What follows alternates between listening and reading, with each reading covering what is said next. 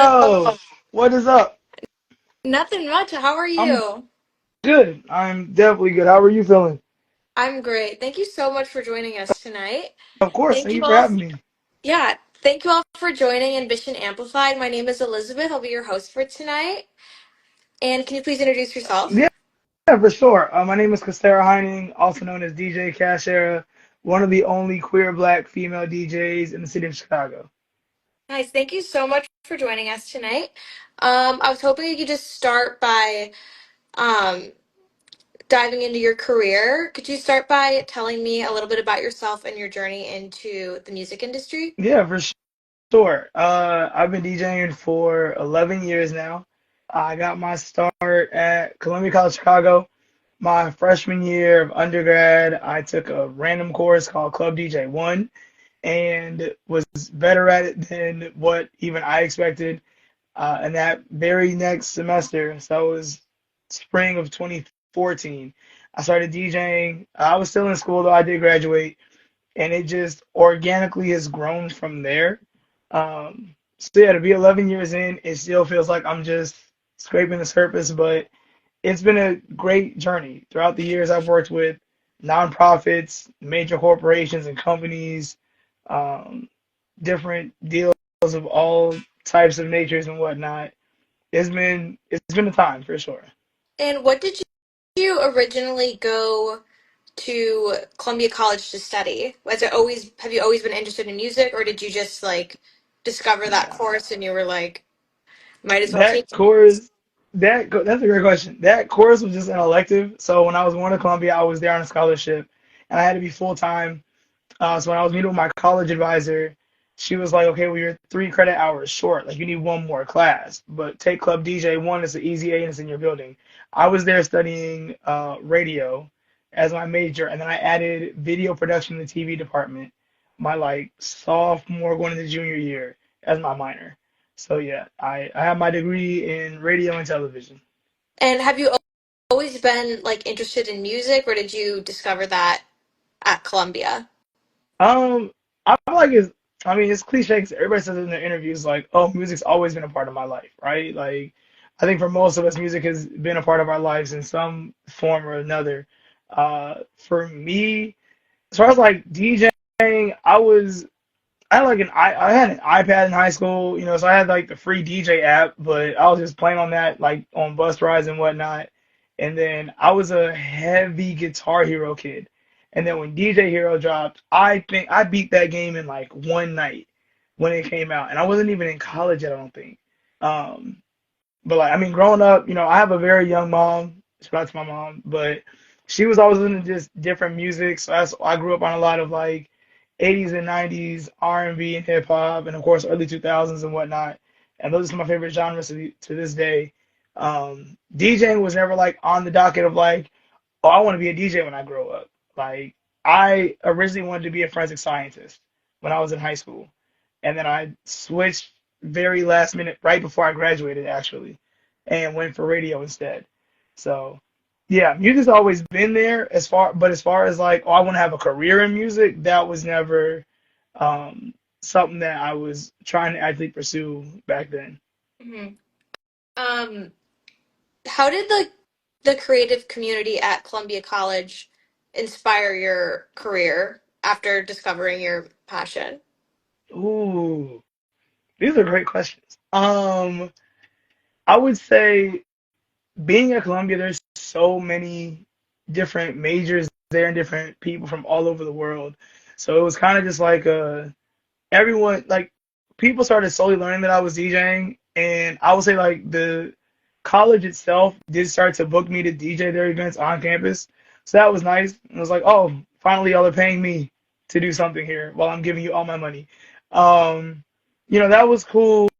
But I would say like as far as really pushing my career forward, that happened outside of Columbia. Like the biggest thing I can give Columbia credit for is just having the class and having the professor that they had teaching at the time, which was DJ INC, stands for I Need Cash.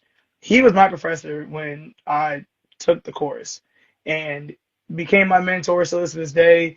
He was the one that put me in other rooms and got me other opportunities because of the rooms he was putting me into.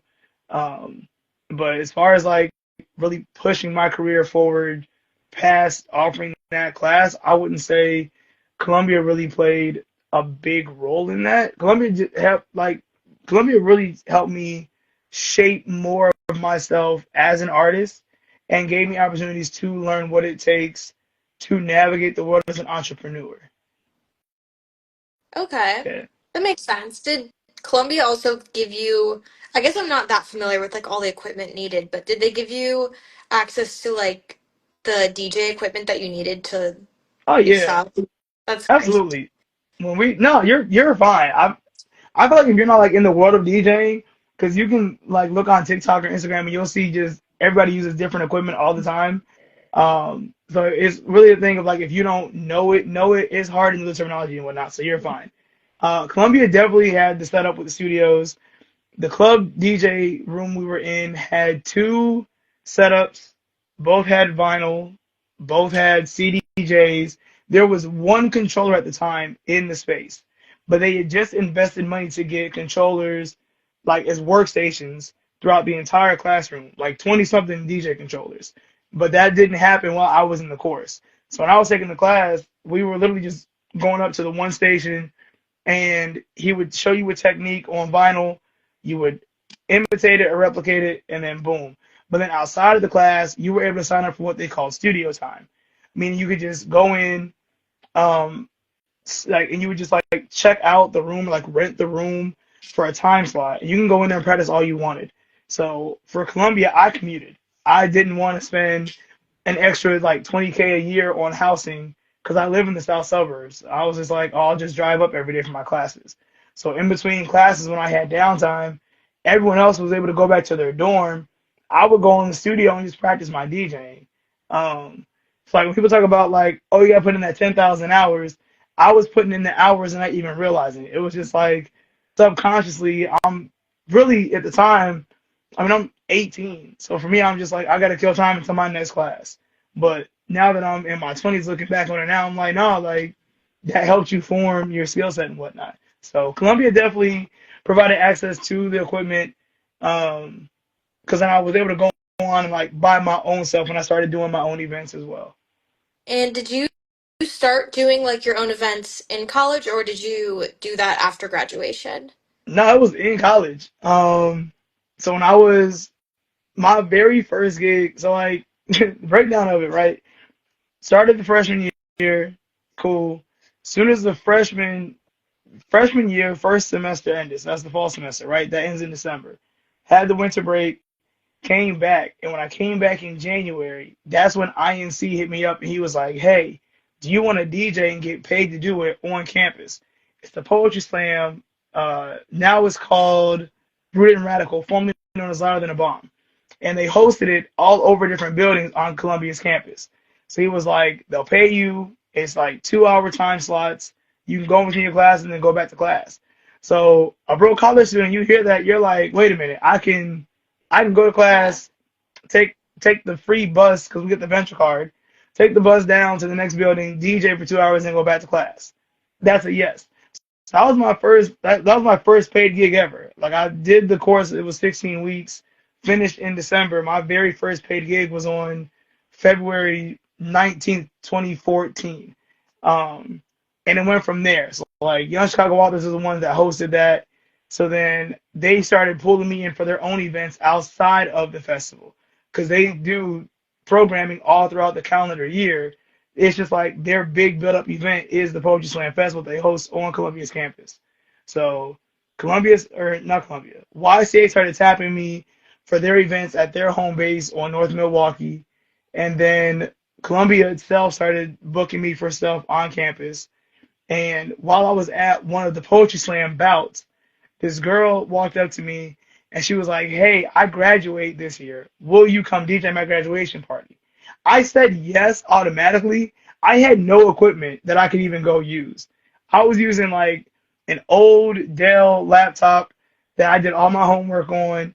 I had bought this dope little like board for like $20 50. It was a DDJ SB1, and I went to my mom and I just told her like I got booked to DJ graduation party. I need equipment. So then it was just like, okay, well, here's your credit card. Put it on there. Once you get paid, make the payment back on this so you're not in debt. So it was like that. And that was just the automatic continuation. So as soon as I started, my first gig was like a professional type Mhm. gig because I was working with YCA for a total of 10 years. I just stopped working with them recently a couple months ago. So yeah, it was instant, but it didn't feel like overly intimidating. It was like a very natural way of easing into it. And I will say, like, I think the community that I found at YCA helped shape me and help me understand how to navigate things in a very like conscious way. Um, because I mean, it was everybody that worked there at the time were artists in their own right. So you're surrounded by authors, poets, hosts, other DJs. So I'm able to be fully submerged and watch all of them navigate this space. And then just naturally following them and connecting with them, I'm seeing how they navigate the world as a whole. And then YCA was the one that took me into other rooms and had me DJing events that were like sponsored by Adidas. Um, we did the opening of the Apple Store on Michigan Avenue. I got to DJ that. Um, See, like YCA was the ones that were like dropping me in other rooms and moving me all around, and it built up from there. Because in whatever other event we did in collaboration with another company, that company would hit me up directly and be like, "Hey, we saw you DJ this. Can we book you as well?" So I'm 19 or 20 years old. I'm working with different companies and corporations and whatnot before I could even DJ in the club. So I got clubs hitting me up like, "Hey, we want to book you," and I'm just like, "Oh, thanks. I'm 20. I can't even get in your club if I wanted to right now." So yeah, That's the worst. I'm 20 right now, so I feel that. I feel your pain. It's okay. Enjoy the 20 because once you turn 21, if yeah, you can go to the club. That's about it. Like enjoy Okay. your 20. I know it's frustrating because you'll have friends that are 21. Enjoy your 20. Just Okay. they can deal with it. They'll be okay. I promise you. That's good Yeah, advice. Thank you. Um, absolutely. were there any specific people at YCA who inspired you to like pursue DJing professionally? Ooh, um, I don't think so. No, not really. Honestly, I think like my mentor, IMC, like he's the one that connected me to YCA because he oversaw like the DJ program. So at the time, they had like they let INC run it, and it was like a Columbia DJ course pipeline over to YCA. So it was kind of like if he had a student that he saw really excel, that he thought could do well at the gig, he would just bring them over to YCA naturally. I think more so he was the one that made me realize like, oh, like I can have a career in this. Like I'm watching this man who's older than me. He's professional DJ, works in his nonprofit, brought like took me under his wing and brought me over here. He's also a professor at Columbia College Chicago, which is like my dream school at the time. So I would say he was more so the inspiration, but also at the same time, even while I was DJing, I still saw it as a hobby. Like when I was doing YCA and whatnot, I would say my entire college career, I just looked at DJing as a hobby that I got paid to do. I was still like so hyper focused on being an on-air radio personality. That's like what I really wanted to do, and I was just hyper focused on doing that. And then during the course of my college career, I switched and was like, okay, I think I want to do more production work, to be behind the scenes. Then it changed to actually, I like to be a music director of a station somewhere. But the good thing about Columbia was that it taught you all facets of radio. So we were forced to learn like how to write how to write commercials, how to produce commercials, how to voice them, um, how to do the honor personality talk, the sales of it, the marketing of it. Like we learned what it takes to run a radio station inside and out from every single job position they could ever hire for. That was the good thing that Columbia offered me.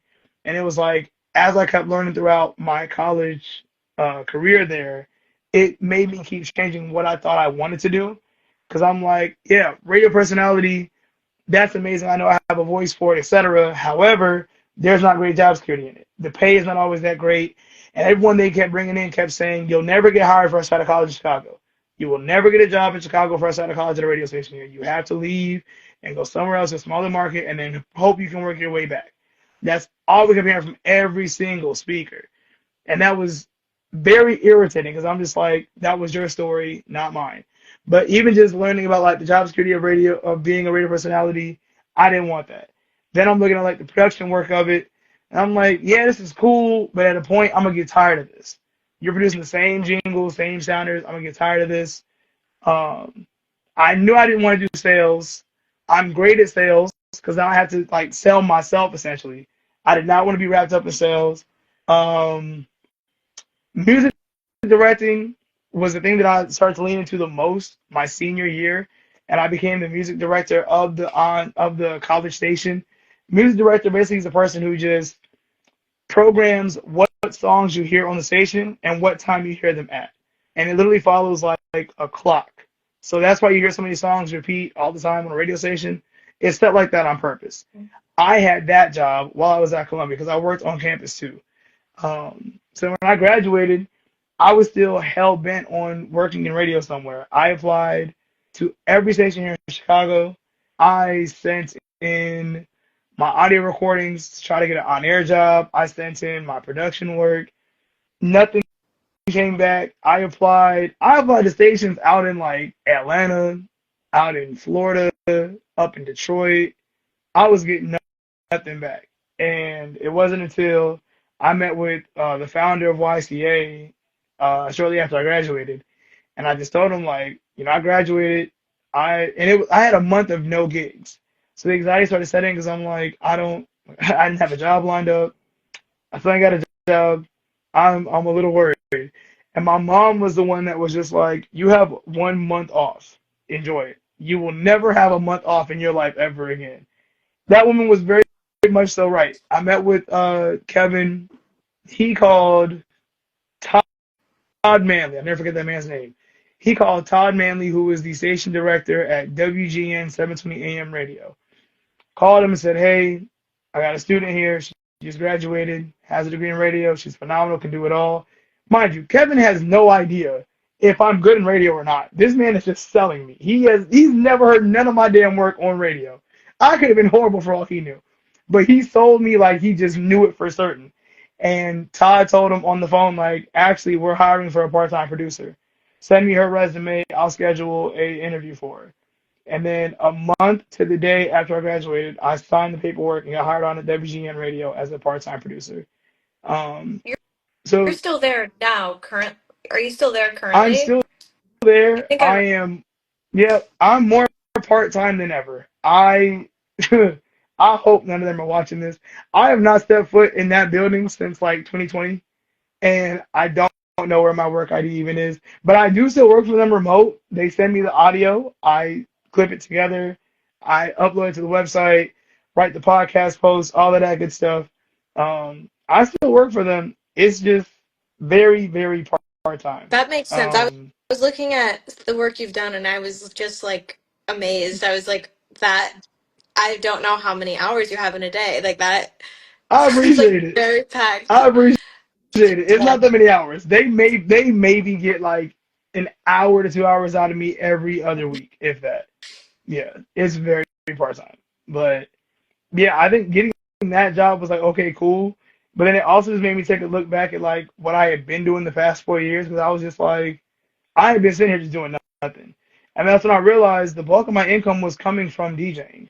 So let me just lean into DJing more. And throughout the entire 4 years, I already had a DJ name, I already had a logo, I already had a website. Like I had everything already set up, good to go. So I just had to lean into that more. And it was easier to do that because I wasn't in college dealing with classes anymore. And it went from there. That's so amazing. If you could go back and give yourself in college like one piece of advice, what would that be? Hmm. Um,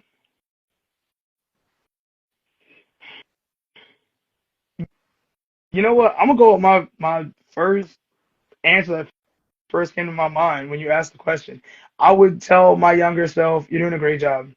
Like, do not worry. You're doing a great job." Yeah, because wouldn't I wouldn't change anything about the journey of it, the beginnings of it. I wouldn't change a thing because I feel like all of that is what got me to where I am today. I would literally tell younger younger me in college, like, hey, you got this shit. I'd also probably tell them like, you won't believe what the hell you about to do after this. I'd probably say that. Like, you ain't gonna believe this shit. That's probably what I would say. Yeah, but I wouldn't. I don't think I'd offer any serious advice. I would just tell them to just that they're doing a really good job and to not doubt anything. That's good advice. I feel like everyone needs to hear Yeah, that. you know. Because I feel Or like sometimes when you hear that question, it's like, oh, I would tell my younger self to work harder or to do whatever. I'm just like, nah. Like, I did exactly what needed to be done when I was in college. Yeah, so I know that you are an event curator, like as well, and I just wanted to ask, like, what is it like curating like a DJ set for different sort of like events and venues? Like, 'cause I know you do like nightclubs and bars and weddings and all sorts of stuff, but yeah. like, what is it? Do you curate it towards like a specific audience or I I don't really. do. I do everything live. So like when I walk, anything that I book, I know in advance like what it is. I don't just walk in blindly like I don't know what I'm going to. Um, yeah, I do everything live. You know, certain events will be like, oh, we want a '90s vibe. We want whatever vibe. If they give me that direction, I follow it. Other than that, whenever I walk into a room, I literally just go off the people that I see in the room, and I feel this all the time. I think my best gift that I carry and possess is my intuition because I'm truly in the space, just reading the energy. And I feel like as women, we're able to relate to people better. We have just our intuition, our power of empathy is on a different plane than most men experience.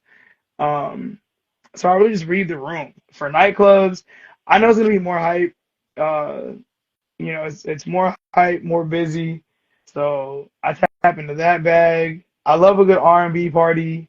Weddings, when I get booked for weddings, because I do not do weddings often. I think weddings are actually like the gig that I loathe the most because it's a wedding actually. But whenever I get booked for a wedding, if they're not familiar with my work already, I let them know in advance, like, hey, if you're looking for like your typical wedding DJ that's gonna play your average wedding songs like Taylor Swift and all the slides and whatever, like I will play those, but you're booking someone who does like nightclub type events to be at your wedding. So if you don't want your reception to look like a nightclub on the dance floor, I'm not the DJ for you. And I've had people be like, you know what, you're right. We want like a truly like foot to floor traditional wedding DJ. And I was like, I'm not your DJ. I'm so sorry, that's not me. So yeah, my biggest thing is like I want people to have fun. That's all it is. I just want to make sure that everybody's in the room having fun, everybody feels safe, and everybody feels welcome. I think that's my biggest worry about like curating the events. The music, people gonna move, they're gonna sing along, they're gonna dance. Did they have fun? Do they feel safe? Do they feel welcome? If I was to be back at that venue again, would they think like, "Ooh, we should go back there"? That's what I'm more so worried about. Do you prefer doing like large venues or more intimate ones? Like I know you don't like doing weddings, but are there other like instances where you like doing like more intimate settings? Um, I I love the full spectrum of every event. Like I don't care if it's 1,000 people in the room or if I have the opening set and it's just me, the bar staff, and security guards. I'm gonna play like the room is packed out. You know, like the size of the room doesn't matter. The number of people that's in the crowd does not matter. Um, I'm gonna show up and show out no matter what. I love a good R&B party. I love like when I can just DJ like chill vibes or play around with new music and just be in a room full of genuine music lovers. That's what I love the most. I feel like when you're at a nightclub or bigger events like that, people only want to hear and expect to hear the hottest songs out right now. That's it. They don't want to divert from that. They sometimes they care about the transitions, but not too much. I care about the transitions no matter where I'm at. But as far as the size of the room, that does that does not matter. I go off the vibes. If the vibes are right, I'm in my happy place. Mhm. And I know that you've also done a couple like music festivals like Lollapalooza and Pitchfork. What is like it like DJing at like a large festival compared to like a nightclub? Man, I get nervous as shit when I'm at a festival. DJing at a festival is like, how can I explain this? Okay, ooh, you know when you like have to stand in front of the class and present your project, and they're all just sitting there looking very blank faced, watching you, and you just have all the eyes on you, you're up there by yourself. That's what it feels like to DJ a festival. Like literally everybody is just standing there watching you, waiting for you to do something amazing. And that's what it feels like. But being able to look out and see a crowd full of people dancing, singing along to what you're doing and what you're playing, that's fun that I can't describe. Um, it's really like one of the views that I wish I could just snapshot every single crowd that I'm in front of when it comes to that type of setup. Um, I get very nervous in the back. I pace. My hands get sweaty. Um, yeah, I feel like with the biggest difference is like at a nightclub, typically you'll have more than like a 30 to 45 minute set. You know, some nightclubs you're playing for like anywhere from an hour to 3 to 4 hours. So if you have a mess up, people might hear it, but they're not gonna harp on it. At a festival, they're all looking at the stage waiting for someone else to come out. Or if you're the headliner, they were waiting on you. Like that's it. So you only get a short span of time to captivate them, amaze them, and then keep them to stay there. At a nightclub, people are going to come in and out freely as they so choose. Of course, you want to try to bring them in the door and get them to stay. But when they're ready to leave the club, they're going to leave the club. Plus, the club closes at a certain time, and I'll be like, all right, go home. But with a festival, it's high energy the entire time because you want to reel them in and keep them invested until the next person comes out. Like usually when I do a festival setup like that, I'm opening for somebody else. So I'm just like the precursor to whoever they're really looking forward to seeing in the first place. So with that type of setup, it's like, what can I do to keep you fully invested in this 30 to 45 minutes that I have up here on the stage? At a nightclub, I'm hidden away in the booth. You can only see me if you go looking for me. So it's like we're gonna have a good party. We're gonna turn up woo woo. I can also slow it down. I feel like at a nightclub, I can take you on a more of a journey that Mm, lasts a little bit longer than I can at a festival. that makes sense. Do you have like like an all-time favorite event that you've DJ'd at? Hmm. The drag show that we did at Lollapalooza a couple years ago, that was a 10 out of 10. And I would say when I went to London a couple years back, that was that was pretty good. What like type of venue were you at For in London? London, who I don't remember the venue, but I know the event was celebrate the African diaspora. So they flew me in from Chicago to play like more of a house music set, and the DJ that they booked from out there was playing like more African and tribal beats. So it was truly to show like how similar the music sound. And even when like I was watching, because I DJ'd second, she went first, and I'm really listening to her DJ, and I'm like, this song sounds like percolated. This song sounds like this, and I was able to find so many like relations. So when I started DJing, she came over to me and she was like, "You're like, what is this?" And this is Chicago house music. So it was very interesting to be able to see just for us the correlations that the music over there to here had, even though I never visited London before. She never been to Chicago before. We were not familiar with each other's genres of music that we were playing. Um, it was it was put on by a poetry foundation. So there was poetry readings going on as well throughout the night. It was just a beautiful night, and I was 19 at the time. That was only my second time ever on a plane. So it was just like, damn, like I flew all the way across the pond and made people dance. Just little old me. Yeah, that was a That's so pretty good feeling. inspiring. You were like fresh out of college. Yeah, Oh it no, you were was in a time. college. You were in Now, college. Oh, sorry, I can't hear you. can you hear me now? Yeah. My back. All right, there we go. yeah, I had a good time. It was a lot of fun over there. That's so fun. I know that you're one of the concourse and atrium DJs for the Chicago Hmm. Bulls.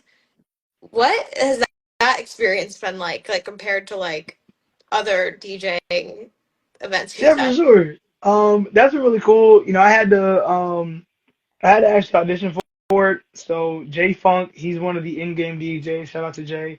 He put my name in the suggestion box of like DJs to add to the roster, and the Bulls, they did the background check on me and whatnot. Basically, they stalked my socials to see what I was about.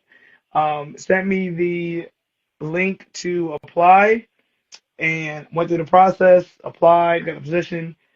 This is my second season. This has been my second season with them. They have a game tonight, actually.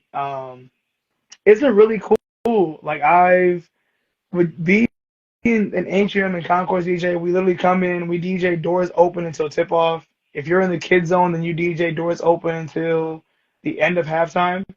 But it's great because I get to post about it, and then while I'm there, I'll see people that I know, people that just know me from my work. Um, they recently just had me DJ as part of the halftime performance during the Lakers game, so I got to collaborate and work with some of the special entertainment dance team members like the Lovables, 312 Crew, the Swinging Seniors. Them my homies for sure. The Swinging Seniors, they got it. But being able to just like, I feel like when you go to the United Center, you see the production of it, and you're in your seat and you see like the glitz and glam of it. So to be on the other side and to see just a glimpse of what it takes to bring all that together, that's pretty cool. Um, yeah, it's been a great experience. I love the Bulls. Yeah, they got it. I hope they win the game tonight. Me Yeah, too. I don't really follow the Bulls, but I hope they win. it's okay.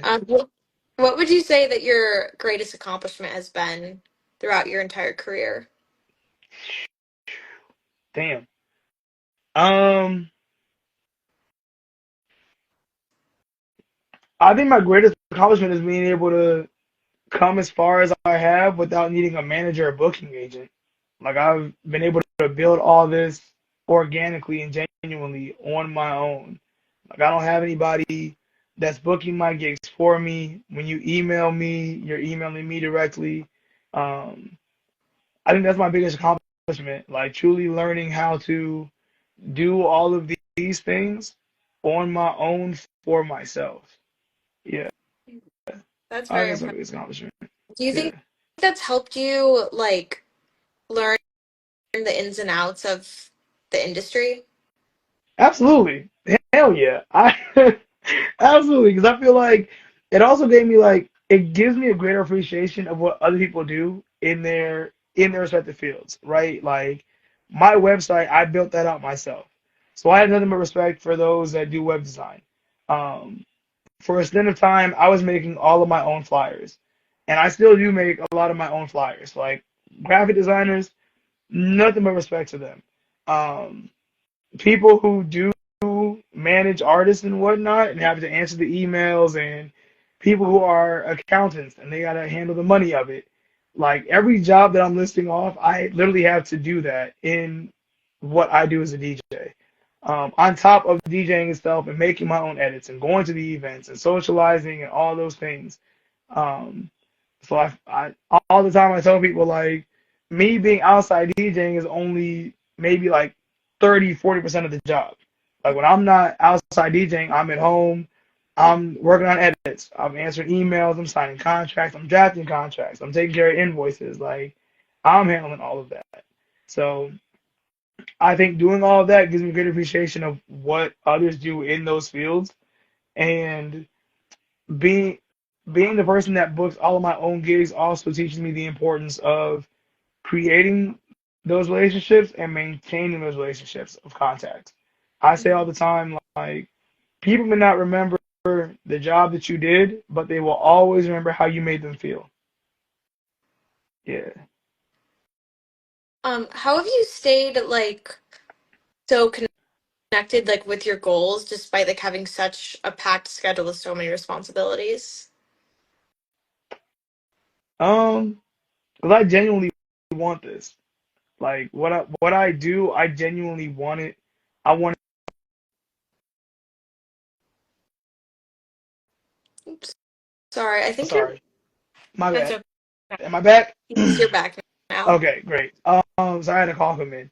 I think it's really because I genuinely want this. I I want to see myself win. I want to I want to go further than my wildest dreams. I have goals that I haven't even accomplished yet. Like I've been saying for years that I want to go on tour. I have not gone on. Let me rephrase that. I've been saying for the longest that I want to go on a worldwide international tour with an artist of some sort or a comedian, something of the sort. I haven't done that big of a tour yet. I have taken myself on a tour once. That was great. I want to do it again times five. Um, there's others that I haven't even accomplished yet or done yet that I still want to do. And I think that's just what keeps me going. It's like it's the drive to just keep doing this. Like my competition is who I was a year before. That's who I'm going up against. Um, yeah, I think it's also the fact that like I don't know, like I do it for like the little caseras that are in the world. Like when I was young, I didn't see anybody that looked like me that I could relate to. So I'm sure there's at least one kid out in the world that sees me and is like, wow, like that's dope. Like look at what she's able to do. And that may inspire them to go do something. I think it's a multitude of reasons why I find the time to do it. Because it's like this is also my full-time job. So if I'm not doing this, then what else am I doing? And I don't want to work in corporate America. I don't want to work for somebody else. I don't want to punch anybody else's clock. It's like in this field and the way that I have it set up, I am my own boss. I set my own hours. I set my pay rate. I know my worth, and I make sure that it's like known and understood what my worth is and what I can bring to the table for any event that I touch. So yeah, I'm a fine time. Like Beyonce going fine time. She got 24 hours, mind you. Beyonce's 24 hours to my 24 hours are very different sets of 24 hours. But you look at artists like her, or I mean, take any successful artist that's just doing their shit. Like Saba and Pivot Gang, like I watch what they're doing. Like Saba's doing great work. Just dropped an amazing fucking album. Like I'm also inspired by those that are around me. I'm seeing my friends that are in their respective fields do it too. So it's like I'm trying to get like them and also progress myself forward and bring them with me as much as I can. Mm. How would you say the creative community in Chicago has inspired you? Oh man, I love Chicago. Chicago has my heart forever and always. I could not see myself moving to another city. As far as the creatives, the people that I'm surrounded by are true champions for everybody else. Like when we see somebody else winning, we cheer them on because we want to see them go far. It's not a thing of like competition or hate, anything of the sort. Like we collaborate with each other all the time. I collaborate with other DJs all the time, other event curators. We are forever trying to find ways to work together. Um, I have two mentees that I try to help out as much as I can and like get them gigs and start different party series with them as well. I love the creative scene truly lifts each other up. Not to say there's people that there are people that do try to gatekeep and will only put on their boys or whatever else, but the community that I have surrounding me is unmatched. I couldn't ask for a better like support system around me if I asked for it. Are there any specific artists that you hope to work with in the future? Oh, if I had my pick, I would love, love, love, love to work with Victoria Monet, Megan Thee Stallion, Flo Milli, uh, Jasmine Sullivan. I also really like Blast, BLXST. I think he's dope. Um, I want to try to work a little bit more with Chicago artists like my homies tonight, Jamila Woods, Pigeon, you know, other DJs in the city. I want to keep doing more events with them. yeah, to I just want to work with people. I want to create magic and share it with the world. That's it. I know that you were named one of Chicago's best hip hop DJs for the 3 consecutive years. Four What does years, that recognition meant to you? 4 years. 4 years in a row, I've won number one for Chicago's best hip hop DJ, best Chicago reader. Honestly, it feels like a People's Choice Award because like the readers are the ones that have to nominate you, and then the readers are the ones that have to vote for you. So the fact that I've gotten nominated since 2019, but have won the number one spot for the past 4 years in a row, that holds power. Um, and it feels really good, right? Like people out here see me, they see the work that I do, and that's all I can really ask for. Like, yes, while I want people to hear my work, I also just want to be seen. I think that's what everybody wants. Everybody wants to be seen and feel like they're seen and heard and understood in some capacity. So I know that I'm heard. People hear the music for damn show, and I know I'm loud when I'm on the mic. So to also be seen and get the recognition for the work that I'm doing and what I'm trying to do in this city and beyond, it feels really good. There's power to it for sure. That's awesome. I was hoping we could talk about some of like your upcoming projects. Could you Yes, tell me a little bit about Honey Chicago? that's the party that everybody's been asking about. No, I laugh because that is the party that I keep getting questions about. Okay, this year I launched two different party series. I'll save Honey for a second. So the first one is called Blase, and that is the party series. I'm one of the co-founders. The other co-founder is one of my DJ mentees. Her name is Suki G's. Um, we went into it together. It has absolutely been blowing up way bigger than what I expected. I don't know if maybe it's if it's matching what she thought it was going to be. It's definitely both e- both series are bigger than what I expected them to be already, just from their inception. Blase is a lesbian and sapphic um, event series for Black and Brown women and non-binary folks in the city of Chicago and beyond, of course. And we're we are truly just like steamrolling ahead. Our first two parties completely sold out. They were both at Never Have I Ever. We saw over 500 people at the first one, almost 700 at the second one we just did earlier this month. We are more than halfway sold out for our next party. That's next month. We're also throwing a Juneteenth skate party as well. Very excited for that. Um, and we're in the middle of booking a special guest to join us for our June party that'll be back at Never Have I Ever. It's um yeah, the Blase is like my little badass kid that I didn't know what it was gonna turn into. But it's been just a beautiful blossoming. And I cannot wait to see how it grows and blooms. We've already been talking about maybe taking it on tour. We have people asking us to like go to Detroit, to go to Indiana, to go here, to go there. So we might travel with it. I don't know yet. But for right now, it's been beautiful watching it grow just over the course of 3 months as it is. And I can't wait to see what it does. Honey Chicago is my baby. Like Honey is a true labor of love that has I've been keeping in the pocket for close to like 2 to 3 years now. I just didn't feel like it was the right time to launch it before. Um, this year it just felt right. I kept having fear that like no one's gonna come, no one's gonna care, no one's gonna buy tickets.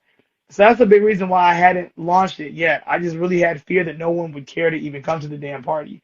So with Honey Chicago, it is a sunset rooftop party, like true golden hour vibes. It's from 6 to 10. Um, it's gonna be at Three Top Lounge, which is an indoor and outdoor rooftop at the Salt Shed. Tickets sold out. I posted that flyer once, maybe twice, and in the matter of 2 weeks, 3 weeks tops, all tickets sold out. And we cannot open any more online tickets for capacity safety reasons. So tickets will be available on sale at the door as capacity allows. That party is on May 22nd, and I'm so excited for it. I've been getting stopped constantly of people like, oh, I can't wait to come to Honey. Me and my friends got our outfits. Like, people are ready for Honey. And that one feels good because that one's just me by myself. So I take pride in both of them, of course, but like with Blase, it's a bigger monster, so there's more hands trying to like navigate it and make sure that it runs smoothly. Honey is really just me. Like that is my baby. I'm the only DJ on the lineup for a full 4 hours.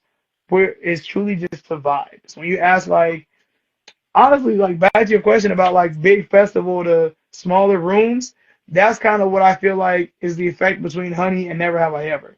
Like the capacity of Never Have I Ever for Blase is like 500 people, and we pack it out. Or for Honey, the venue set tickets at 250 people, so still a lot of people. Drastically different vibes though. Never Have I Ever is like like hyped up party nightclub vibes. Honey is sunset hour vibing with a nice drink, listening to K Tronada. Very different ends of the spectrum. Um, I'm looking forward to both of them. And then I'm collaborating with other party groups. July 3rd, I'm collaborating with NOSA with nights like this for a 4th of July party. Um, got some stuff coming up for June, of course. I'll be on the Pride Fest stage this year. I'll be in the Pride Parade this year. Yeah, we rolling. We trucking along. It's gonna be a great summer, I think. That is so exciting. So Honey's gonna be at the Salt Shed? Honey will be at Three Top Lounge. It's an indoor and outdoor rooftop bar they have that's located at the Salt Shed. Okay, that's so cool. Yeah, I appreciate it. I'm excited. I'm definitely excited for it. And my final question is, what does ambition mean to you? Ambition means you have the drive to want to go and get it, and you do it. I feel like so many people will have the thought of like wanting to go and do something. I think ambition is the force that pushes you to get up and actually go and do it. Yeah. That's a I think great ambition is answer. like the core essence of striving for more and taking the steps to get to the more. That's a great answer. Yeah. That's so inspiring. Thank you so much for joining us Of course. tonight. Thank you I for had having such me. a This has been a pleasure great talking interview. with you. Thank you. I appreciate it. You had great questions. Seriously, Thank you're you. you're an amazing interviewer. This was fantastic. Thank you so much for having me. I appreciate it. Thank you. Is there anything else that you'd like to add or promote before we sign off for the night? Yeah, if you don't follow me already, follow me on everything. I'm at DJ Cash Era on Instagram, TikTok, until they ban it, Twitter, aka X, Facebook, MySpace. You pick it. I'm on there. Um, I have an email newsletter, so if you're the type of person where you're like, I want to go outside, but I don't want to be on social media all the time. I have an email newsletter. Link to subscribe to that is in my bio. Tickets are on sale right now for Blase's next two events. Doing a day party on May 4th. It's called Single Day Mayo. First two ticket tiers are sold out. We got about 75 tickets left. Link for that is in my bio. Tickets for the skate party on Juneteenth are on sale right now. Link for that is also in my bio. Honey tickets are sold out, but we will have tickets available at the door. You can follow at Honey Chicago on Instagram. Follow at Blase Chicago on Instagram to keep up with all of that stuff. But if all that is too confusing, just follow me. That's it. Just follow my ass at DJ Casher on everything. Awesome. Thank you so much. I hope you have a Of great rest course. of the night. Thank you. You too. I appreciate it. We'll talk soon. Thank you all for joining. Good night, everyone.